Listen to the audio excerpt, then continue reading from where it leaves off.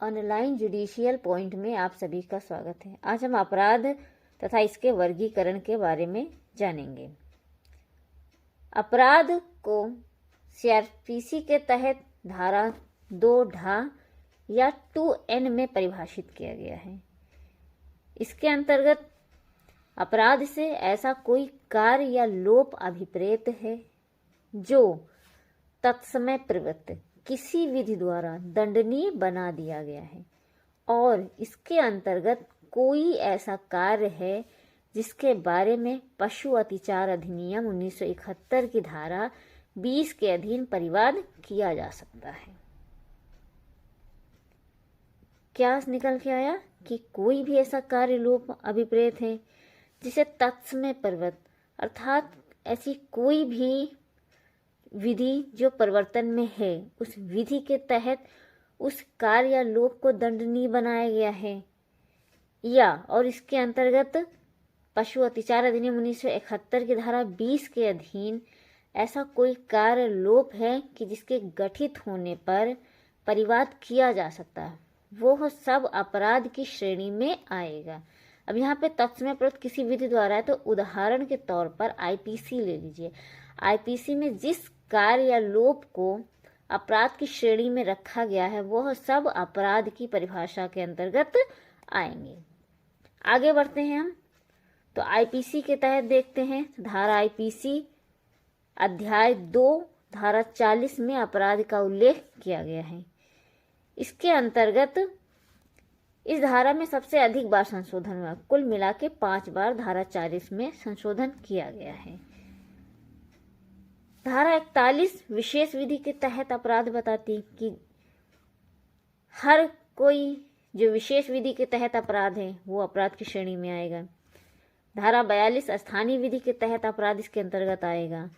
IPC में अपराध की शुरुआत धारा 107 से होती है, जिसका दंड धारा 109 से होता है।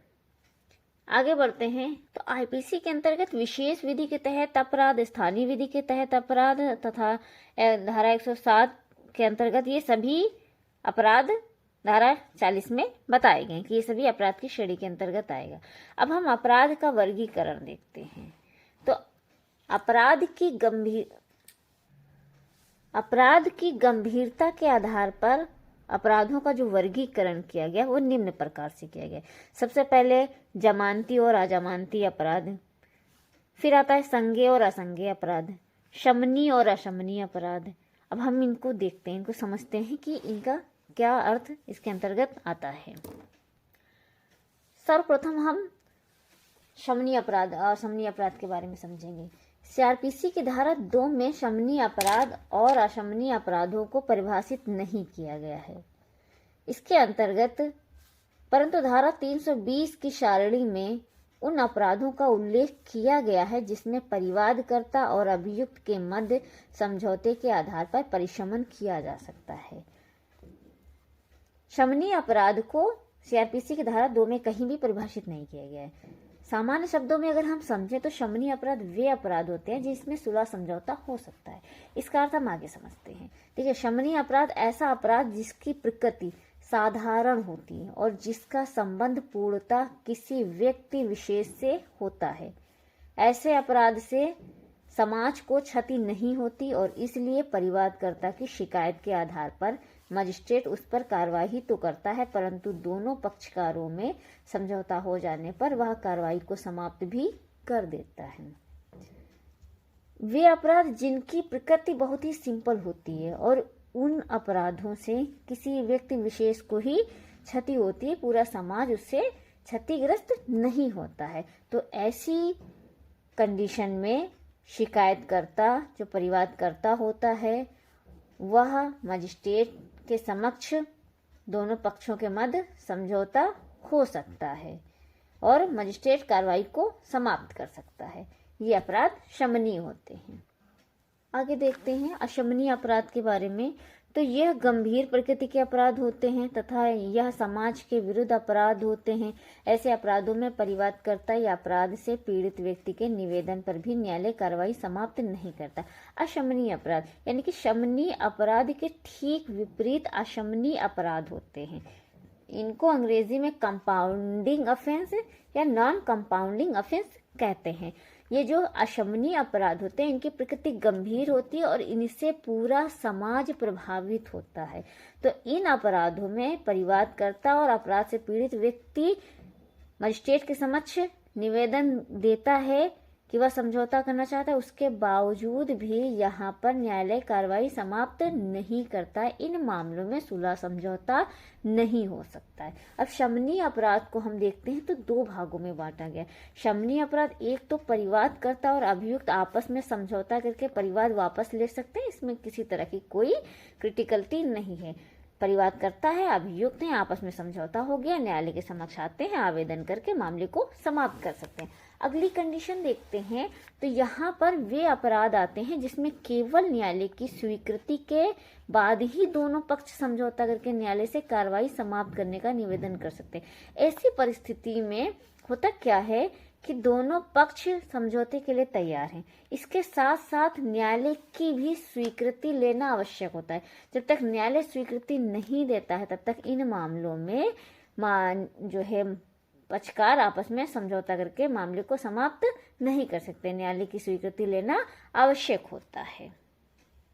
बेयर एक्ट में इस अपराधों का शमन कहाँ बताया गया, देखिए हम बेयर एक्ट में आपको दिखा रहे हैं। धारा 320 में अपराधों का शमन के बारे में बताया। इसके अंतर्गत दो स्तंभ बताया, एक में तो न्यायालय की सहमति लेना आवश्यक नहीं होता है, दूसरे में न्यायालय की सहमति से ही अपराधों का शमन किया जा सकता है। कुछ प्रमुख अपराध हैं जिनको हम सरसरी सा दिखा देते हैं, जैसे 298 हो गया, 323 हो गया, 334 हो गया, 298, 323, 334, 335, 342, 343 हो गया, 344, 346, 352, 355, 358, 379, 403, 407, 411, 414, 417, 419, 421, 422, 423, 424, 426, 427, 428, 429, 431, 447, 448, 451, 482, 483, 486, 491, 497, 498, 500, 501, 502, 504, 502, 504, 506, 508। तो ये धाराएं थी जहां पर दोनों पक्षकार आपस में सुलह समझौता के आधार पर मामले को समाप्त कर सकते हैं, न्यायालय की सहमति लेने की आवश्यकता नहीं होती। लेकिन अब ये जो दूसरी सारणी हम बताने जाते हैं, यहाँ पर न्यायालय की अनुज्ञा से ही अभियोजन को समाप्त किया जा सकता है। इसके अंतर्गत कौन कौन सी धाराएं आती हैं, एक सरसरी नज़र हम देख लेते हैं। इसमें कुल 13 धाराएं आती हैं, जैसे 312 हो गई, 325 हो गई, 337 हो गई, 338 हो गई, 357 हो गया, 381 हो गया, 406 हो गया, 408 हो गया, 418 हो गई, 420 हो गई, 494 हो गई, 500 हो गई, 509 धारा हो गई। ये कुल धाराएं थी। अब शमन से संबंधित कुछ प्रमुख बातें हम आपको बता दे रहे हैं। अगर किसी ऐसे मामले में कोई अभियुक्त जो है 18 वर्ष से कम आयु का हो या पक्षकार 18 वर्ष से कम आयु का जड़ है, पागल है, तो उसकी ओर से संविदा करने के लिए सक्षम व्यक्ति न्यायालय की अनुज्ञा से अपराध का शमन कर सकता है। और अगर सक्षम जो पक्षकार हैं उसमें से सक्षम होते अगर मर जाता है तो उनके जो विधिक प्रतिनिधि हैं न्यायालय की सहमति से अपराध का शमन कर सकता है, परंतु यह पूर्व दोष सिद्धि पर या जैसे या वर्धित दंड जिसमें बढ़ाया गया है उस पर अपराध का जो शमन होता है, ये प्रक्रिया उस पर लागू नहीं होगी। यानी कि उन मामलों में समझौता नहीं किया जाएगा जिसमें पहले भी दोष सिद्ध रहा है, उसका आपराधिक इतिहास रहा है, किसी मामले में दोष सिद्ध किया गया, वहाँ पर नहीं जो है ऐसे मामलों में उसे लाभ नहीं दिया जाएगा। और इसका जो प्रभाव होता है, अपराधों का शमन का जो प्रभाव होता है वो दोष मुक्ति होता है।